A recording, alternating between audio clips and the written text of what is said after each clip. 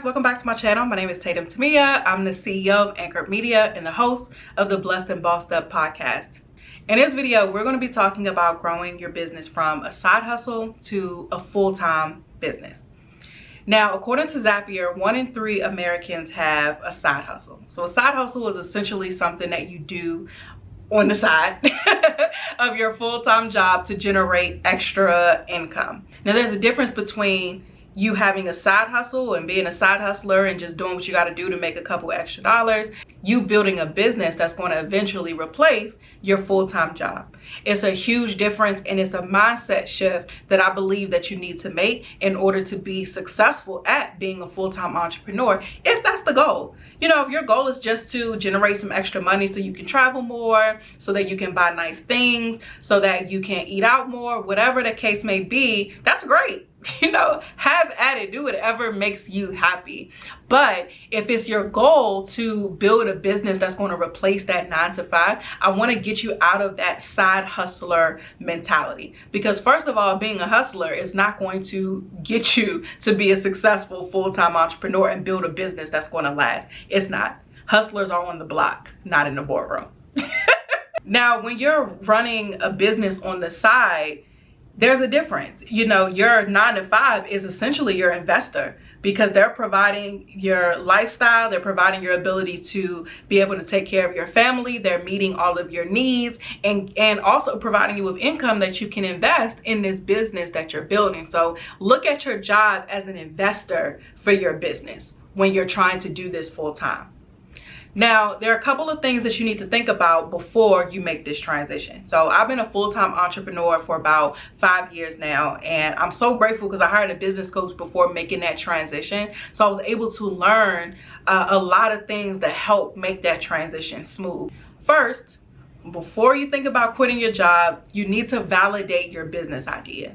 So the way that I suggest everybody do that is by doing a business plan, because it makes you go through the details of the nitty-gritty of your company to be able to determine, is this something that's capable of sustaining me, potentially sustaining others, if I'm hiring and things of that nature? Is this something that is going to last and grow? And so you validate that idea by doing that business plan and really understanding what you're getting yourself into. Because the worst thing you want to do is put that 2 weeks notice in, and then that day comes and then you wake up, it's time to work for yourself full time, and you're like, oh crap, what do I do? And now it's a race against the clock to make some money, because you're now operating with money that's getting depleted day after day after day if you saved up before you left. So you don't want to put yourself in that position. You want to make sure that you have a valid idea, that you have that business plan so you know how your business is going to make money, and you want to make sure that your business is generating money before you leave your job. So I was taught to have a survival number, to where how much do I need to make in order to live? And that was one of the things that I thought about before I quit my job. I didn't necessarily need to replace my salary, but I needed my survival number. I was good with eating out less and, you know, not shopping as much or whatever, not traveling as much for a period of time in order to be able to do my business full time. I was okay with that.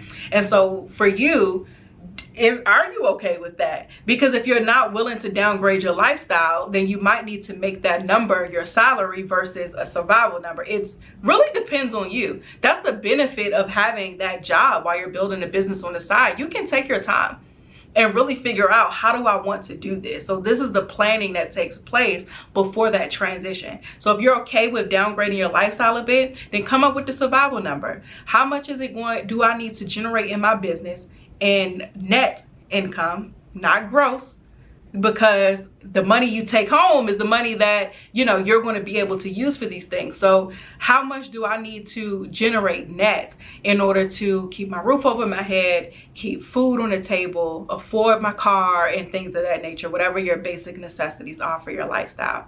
Or again, if you want to keep the same luxuries that you have at the income that you have, then set your number as what your salary is, if that's what's going to make you comfortable. In addition to that, I would suggest that you also have at least 6 months worth of savings. Now, I didn't do that. Sure enough didn't. But I'm not going to tell you what I did. I'm going to tell you what is wise. Don't go quit your job and say, I'm gonna figure it out. No. Don't go quit your job and then not have any savings, and you're not able to pay your bills. No. Yes, God will supply all your needs according to his riches and glory, but you can't be stupid though. You still have to use wisdom and not just go jumping and taking leaps of faith that he's not asking you to take right now. So make sure that you have some money saved up. And of course, legalize your business. Right? Talk to a lawyer to say, hey, this is what I'm trying to do. What's going to make the most sense tax-wise? So talk to an accountant too. Talk to the accountant. What's going to make the most sense tax-wise? Talk to the lawyer. What's going to make the most sense legal-wise? How should my business be formed? Don't just form an LLC because that's what everybody has. Know why you're forming your business entity as such, because that may not be the best idea for whatever it is that you're trying to do. Only you know the answer. Only you know what you're trying to do. And so take that to an accountant and to a lawyer so that they can be a part of your transition team to make sure that this makes the most sense. If you hear me talking about all of this executive stuff and you're like, I get it, but I still need a little bit more help, I suggest that you join us for our training happening on August 3rd at 7 p.m. Eastern Standard Time. It's called From Entrepreneur to Executive, and it's an executive leadership training where I'm going to be teaching you all that you need to know to build a business that's going to last and that will eventually replace that 9-to-5. So again, it's happening on August 3rd at 7 p.m. Eastern Standard Time. Make sure you click the link in the description to sign up. When you sign up, you'll also get a free business budget template.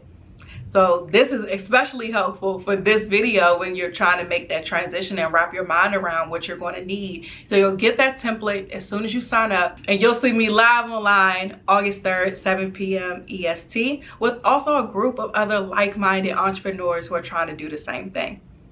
So that's it for this video. Don't forget to like, subscribe, hit that notification bell so that you don't miss when I post another video, and I'll see you in the next one.